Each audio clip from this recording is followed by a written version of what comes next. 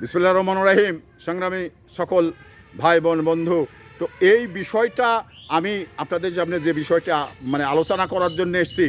দৈনন্দিন জীবনে আমাদের অনেক ভুল ত্রুটি থাকে, অনেক না জেনেই বা জেনেই ভুল করতে হয়। তো সেই ভুলগুলো যদি একটি মানুষ শুধরিয়ে চলে, তো তাহলে তার বেশি কিছু আখেরাতের সঞ্চয় করতে লাগে না।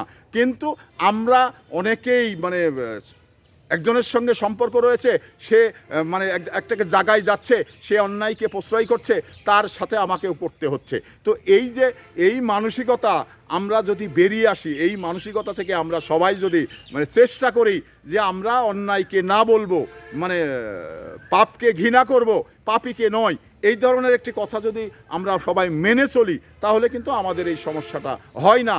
দেখুন, আমরা এই দুনিয়ার জিন্দেগিতে দৈনন্দিন জীবনে আমাদের অনেক জায়গাতে কথা বলতে হয়, অনেক জায়গাতে যেতে হয়। তো এই ক্ষেত্রে আমাদের চলার পথে অপ্রয়োজনে কিছু পাপ আমরা করে যাই, অপ্রয়োজনে মুখরোচকভাবে আমরা হরহামেশা মিথ্যা কথা বলে যাই। তো এই মিথ্যা বলা মহপাপ, এটা কিন্তু আল্লাহ বলেছেন। তো সেই জায়গা থেকে আমরা মুখরোচকভাবে কোনো প্রয়োজন নেই, অথচ মিথ্যা কথা বলে আমি আমার অপরাধ ঘাড়ে নিলাম। তো এই অপরাধগুলো আপনারা ঘাড়ে না নিয়ে আপনি যদি বলেন যে মিরগঞ্জ আসি, বা আপনি মণিগ্রাম থেকে বলছেন যে আমি মিরগঞ্জ আসি, এটা কেন বলবেন ভাই?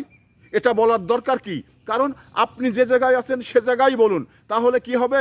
আপনার সত্যও বলা হলো এবং তার আসতেও সহজ হলো। তো আপনি মিথ্যা বলাই, এবার আপনি মিরগঞ্জ এসেছেন, বলছেন মণিগ্রাম, এবার মণিগ্রাম এসে ওই লোকটা যখন পাবে না, তাহলে ওই লোকটাকে কি আপনি কষ্ট দিলেন না? আপনার মিথ্যা কথা হলো না?